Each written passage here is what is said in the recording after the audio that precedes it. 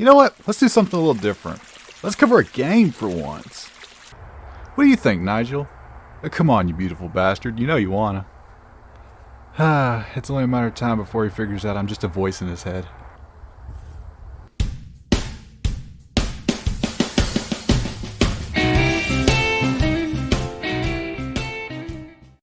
Having grown up in the 90s, I was witness to a lot of things. The rise of hip-hop, the lowering of trousers, and more importantly, the dawn of the FPS genre. Anybody who had access to a computer at the time had classics like Doom, Quake, and Duke Nukem loaded on their PCs, while the rest of us got inferior ports to our consoles. Most of which I got to experience on my console, the N64. Even though it couldn't compete graphically, my Nintendo 64 still kicked all kinds of ass, with its own titles like GoldenEye, Perfect Dark, and its exclusive Doom 64 game, all which can be emulated with PC nowadays. But because that little gray misshapen box, I really got into the FPS genre. And I still feel nostalgic for those days. Nothing against the shooters going on right now, but I'll trade a skill tree and a 3-gun limit for a blocky text-stricken shootout with an arsenal of guns my character should not be able to carry. So that's why I perused the so-called boomer shooters section of Steam. If you're not familiar with that term, boomer shooters are games that are made in modern studios that are made to look like older games of like Doom, Quake, blah blah blah. You know, words, blah blah blah. And last time I was flicking through Steam, I found a little throwback shooter based on the 40k universe, simply titled Boltgun. Now my knowledge of Warhammer boils down to 2 games, this one and the Space Marine game they had back on the 360. And a few books here and there. Saying my knowledge is limited is an understatement. So if any Warhammer scribes are in the audience, go ahead and chime in and fill in the blanks for the rest of us. I think I'd appreciate it. Well anyway, let's take a bite out of it. Martha Stewart's Tips from the Inside. If your cellmate snores, I found that tampons make effective throat stuffers. Simply adding a couple drops of water will make them expand to shut up all the ugliness.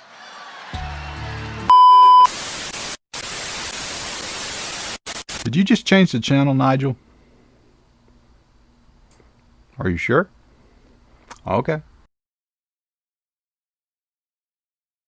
Fitting, the only 40k game I've played to this point was that Space Marine game, since Boltgun is a direct sequel to it. If you haven't played Space Marine, I highly recommend it. But just a little primer to get you up to speed.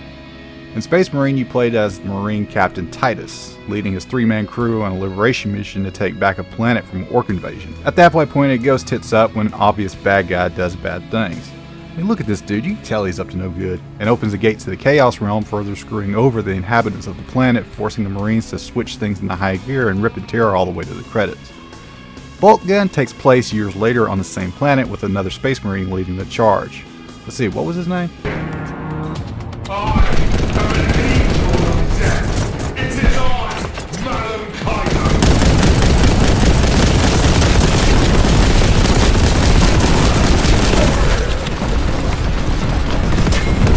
Ah yes, Melon Kaido. Weird name, but dude doesn't screw around.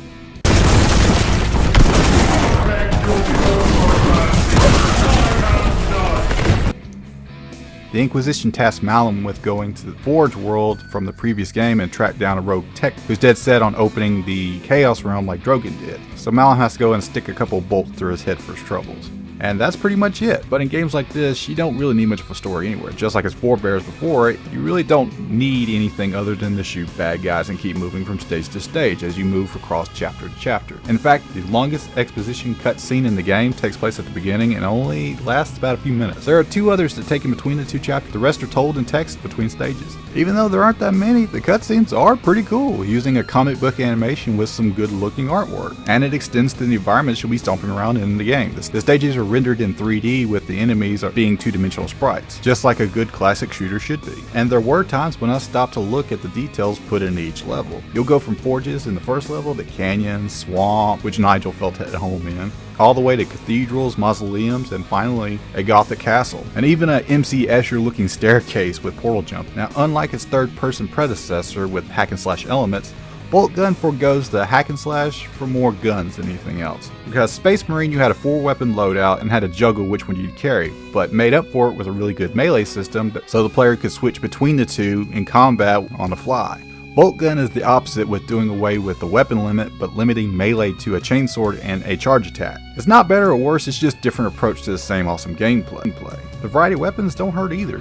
Your default is the Boltgun, and unlike most defaults you drop when you get something better, the Boltgun is actually pretty useful for the whole campaign. It's got decent accuracy at most ranges and temporary upgrades that you can find in each level that punch that damage up, and since it's the title of the damn game, it's actually got a pretty awesome intro.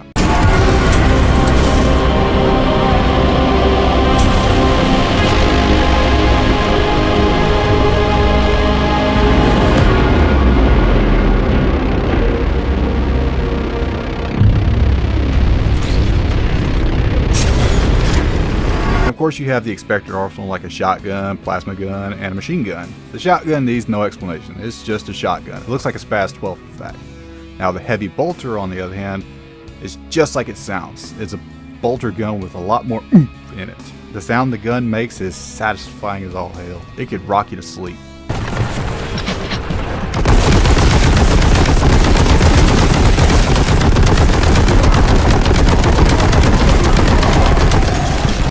Now the plasma gun looks like the plasma gun from Doom, but acts more like this game's rocket launch. It's got splash damage, a slower projectile speed, so don't shoot the damn thing in cramped areas.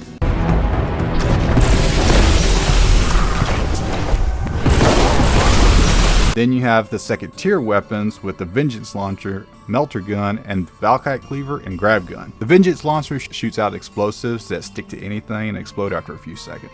The Melter Gun is actually my favorite gun in the whole damn game.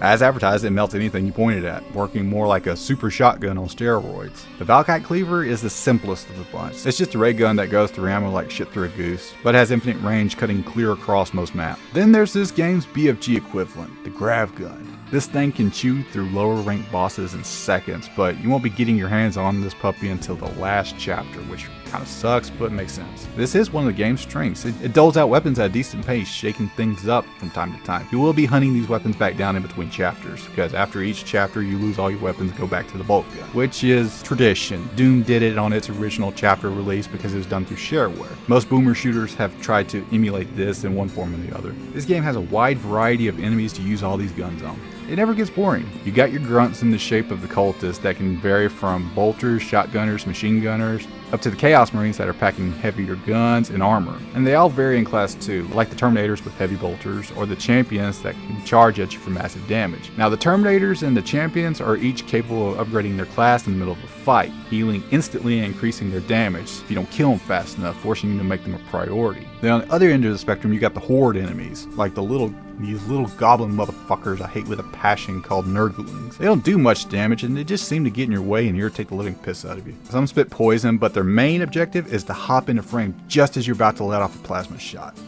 It's downright annoying. They're just there for cannon fodder, and they're in every damn stage. But they're also usually accompanied by plague toads, which further irritate you even more.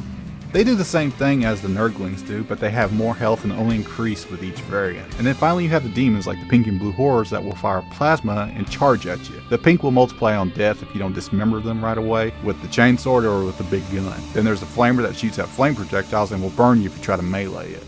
And lastly, there are these flying things, and I can't pronounce their name, but they're more or less just the blue horrors except they fly. And wrapping it all up, we got the bosses, the main bad guy and his minions, all varying from mini bosses to main bosses, and I will get into this in a minute. It's more of a gripe than anything. But between all the enemies and the huge variety of ways to dispatch them, Boltgun boils down to a very fun and very gory experience. But what's wrong with it, yes? To be honest, not much, but there are a few cracks here and there that will kind of bug you. Like the bosses I mentioned earlier. You will kill these guys multiple times in each chapter. The Lord of Change, the first boss you will fight, you're going to fight this dude 5 times. The unclean one, you're going to fight him 3 times. And finally, the main bad guy, you're going to fight him 3 times as well. And all the mini bosses, I lost track just how many times I killed these guys. I started seeing them as regular enemies after a point. Old FPS games did do something similar to this. Doom did recycle some bosses, but after a while, they started ramping it up, especially after Doom 2. And this does only have 3 chapters, but with the huge variety of enemies Boltgun has, 1 or 2 more main bosses would not hurt. I mean, you literally have to beat the Lord of Change 5 times. After a while I started seeing it in my cereal. I'm guessing they kept it down because in the end, spoiler, you'll have to fight everything I just mentioned in an arena that feels more like a survival mode than an actual final confrontation. Another thing that seems a little lazy are the secrets. Most boomer shooters are known for their secrets. Doom was known for them. Hell, even Duke Nukem had its fair share of secrets, but this one, most you will find just playing the game regularly. I suck at finding secrets, I will admit that, but I found most of these while speedrunning my second playthrough. I didn't even try to find most of them, but I did. Some are in creative spots, but most will require you just to turn the corner and there it is. Does it hurt the experience? No. The gameplay is satisfying enough, you won't care after a while. In fact, while I was grabbing the footage for the game, I went home and beat the game for the 4th time because it was so damn addictive. One of the features in the game is they give you a taunt button, and boy can this Space Marine talk some shit.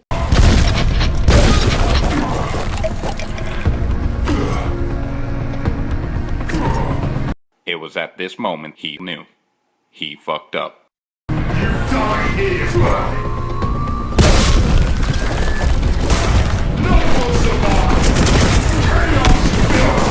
But he just doesn't taunt though. He will also throw references to the previous game, but also other games as well. Blood and strangely enough, Nier Automata. But it's all part of the fun the game has to offer. If you ain't talking smack before and after engagements, then I hate to break it to you, but you're playing the game wrong. It also helps that this game has a really awesome soundtrack. I listened to this thing on repeat while I was writing this review and even used it as background music for the video. What you're listening to right now is the menu music.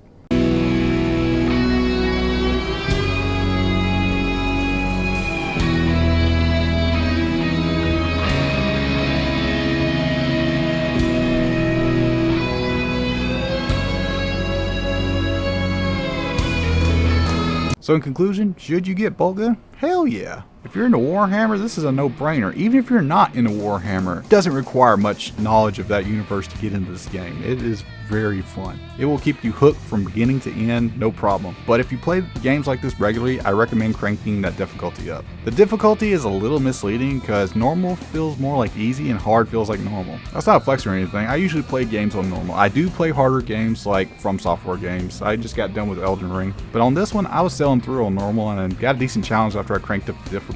It's not a knock against the game. If anything, it does give a nice incentive for newcomers to give the game a try and not feel intimidated by it. So, what are you waiting for? Cool! Thanks for making it to the end of the video. I appreciate it. Y'all remember to like the video if y'all enjoyed it, comment, it helps the video somehow, and subscribe if you haven't already. But in the meantime, y'all take care.